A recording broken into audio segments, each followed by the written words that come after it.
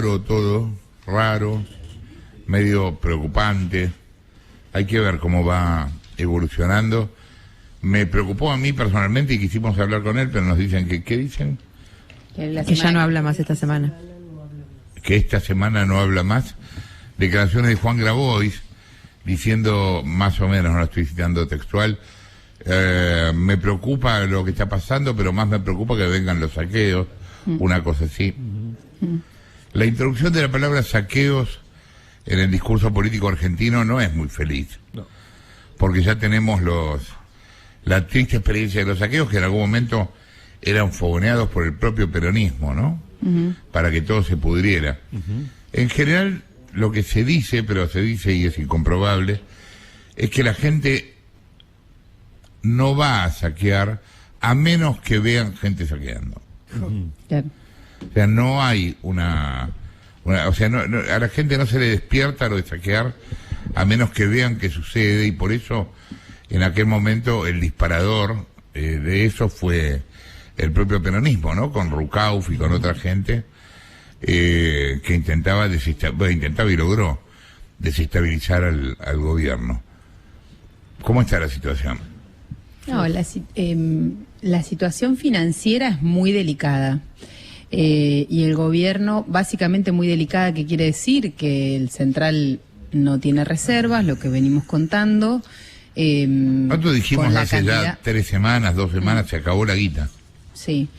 Bueno, ayer Silvina Batakis en el gabinete de ministros dijo, se terminó la plata, ¿qué medidas dan vuelta? Las más formales, hacer un acuerdo con los exportadores, aplicar dólar turista, todas cosas que, subir la tasa de interés, todas cosas que, como vos decís, dijimos hace 3 semanas que están en agenda. Sí. Y hoy siguen siendo un enunciado. Es que no hay capacidad de resolución, vos lo decías ayer, y es cierto. O sea, el gobierno está paralizado desde hace tiempo, nadie firma nada, y no hay capacidad de resolución. La situación financiera es muy delicada. Eso hace que las decisiones que se tengan que tomar sean decisiones que siempre van a tener un costo. Y la fragilidad o la crisis política hace que no se puedan tomar esas decisiones. Ayer contábamos algo que nos decía un director del Banco Central. Hay muchos, así que podemos ponerlo en esos términos, pero que decía básicamente... por ejemplo, un acuerdo para eliminar las retenciones, que sería una situación muy extrema, ¿no? Pero para ponerlo en la medida más extrema que se podría tomar, eliminar las retenciones no se puede tomar porque Grabois, imagínate lo que te va a decir, está pidiendo salario universal y vos le das retenciones al campo y no salario universal, imagínate lo que pasa. ¿Lo tenés ahí a Grabois, Croma, hablando de lo que yo comentaba? Acá los gobiernos que se fueron indecorosamente fue por estallidos sociales. Es lo que pienso. Prefiero decirlo ahora y no lamentarme cuando empiecen los saqueos. Bien.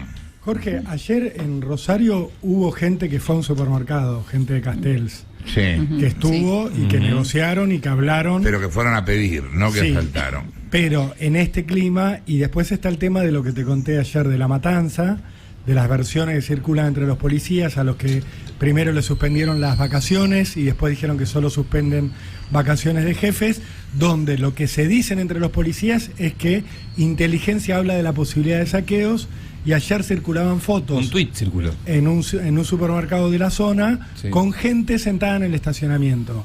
Lo cuento como fotografía, nada más, porque me parece que lo que dice Grabois va en línea con esa, como un amague. Tiene un caldo, tiene un caldo de cultivo.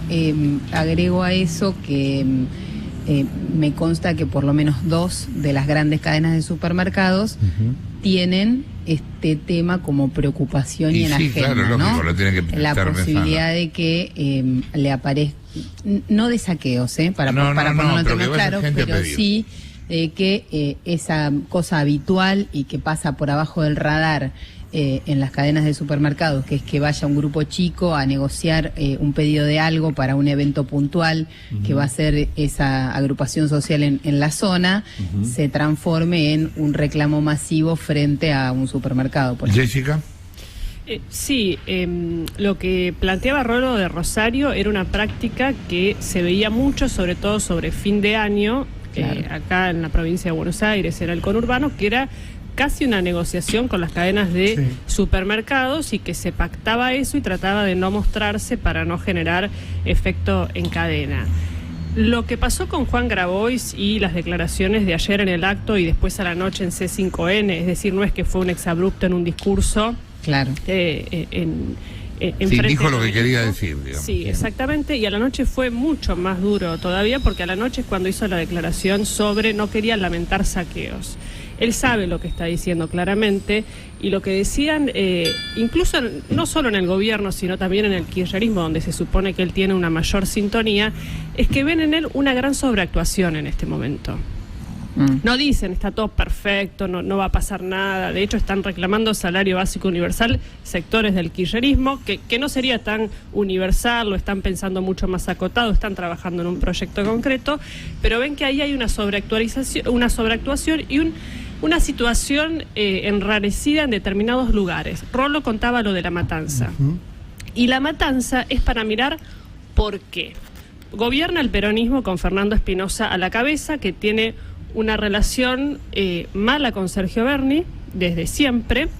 La vicegobernadora es de La Matanza, es Verónica Magario, o sea que ese es otro elemento político. Y ahí son las bases de el movimiento Evita, porque ahí vive Emilio Pérsico y porque su mujer, que es la Colo Cubría, no me acuerdo el nombre, todos la conocen como la Colo, está haciendo campaña para ser candidata a intendenta. Y por otro lado está Alderete, que es el jefe de la corriente clasista combativa. Entonces, ahí hay una, digamos, es un bastión fuerte, no solo del peronismo, sino de los movimientos sociales que se están desmarcando del gobierno. Entonces, es como una situación rara donde algunos movimientos sociales, que eran los aliados de Alberto Fernández o los de Cristina Fernández o Cristina, están... no quiero decir, cuando digo sobre, como que están, no digo que están exagerando, pero están de repente son muy críticos. ¿Qué pasó de ayer a hoy? Más allá del dólar disparado. Hay algo, más. al introducirse, la introducción de las palabras saqueo puede tener, por lo menos a mí se me ocurren dos interpretaciones.